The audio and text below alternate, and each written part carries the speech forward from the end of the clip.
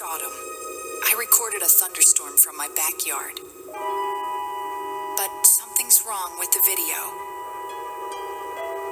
I've always loved thunderstorms.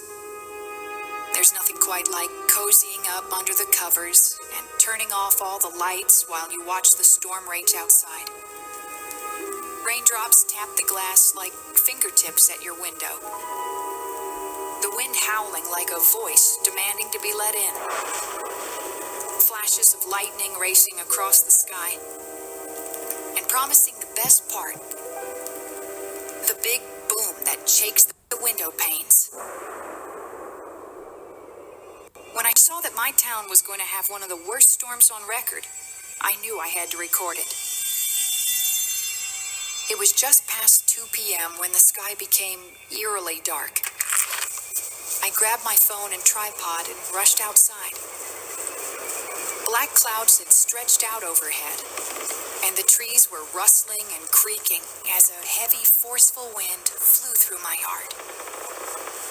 I set up the tripod, pressed record on my phone, and hurried back inside. The wind made my Halloween decorations seem alive, as the witches, scarecrows, and skeletons jaunted and bobbed, their arms waving and clothing flapping in the harsh storm. Back inside, I sat in the dark and soaked in the ambiance of the storm. I couldn't wait to see the footage. After a while, the storm began to settle down. I ran outside, grabbed the tripod and phone. And right as I turned around, I slipped on a patch of mud and fell to the ground. My phone flew out of the tripod and hit the patio with a gut-wrenching crack. I scrambled over and grabbed it, checking the camera first, then the screen. To my relief, it was okay. I got to my feet and hurried inside. After a quick change of clothes, I sat down on my couch and started to go through the footage. The phone camera had focused more on the detail in the dark clouds and left my Halloween decorations and the yard a bit hard to see.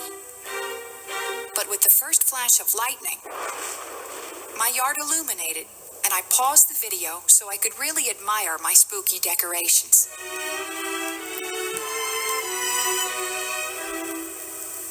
Then, a chill ran down my spine. I saw a decoration that I didn't recognize. It looked like a new scarecrow, standing in a spot that was clear just a moment before. I was now sure that this wasn't one of my yard decorations. I zoomed in and saw what looked like an elderly woman. I was watching my yard while the video was recording. How did I not see her? I ran downstairs, turned on the backyard porch light. I peered out the window and looked all over my yard.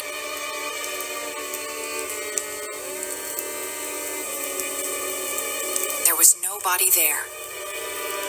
I went back to the video and hit play again. The woman continued to wander around. She was close enough to the camera that it focused on her. Her eyes were a dull and cloudy gray.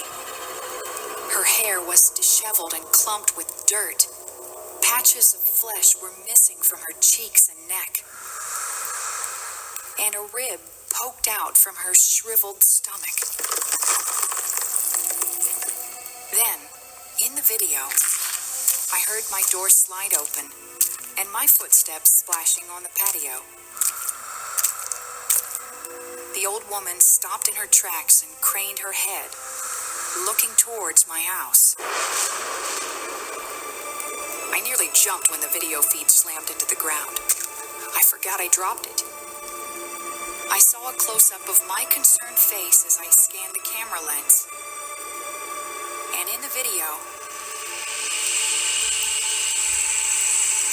something brushed past my shoulder. The video flipped as I inspected the screen, and it showed the old woman wandering through the open door into my house, disappearing in the dark. And that's where the video ended.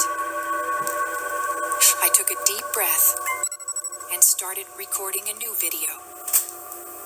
I walked through my house as quietly as possible, scanning each corner of each room slowly, looking for where this person might be. I did 3 total walkthroughs and never found her. But ever since then, there are some nights I can swear I hear the raindrops on my window, tapping just like fingers, and the wind howling like a voice, demanding to be let out.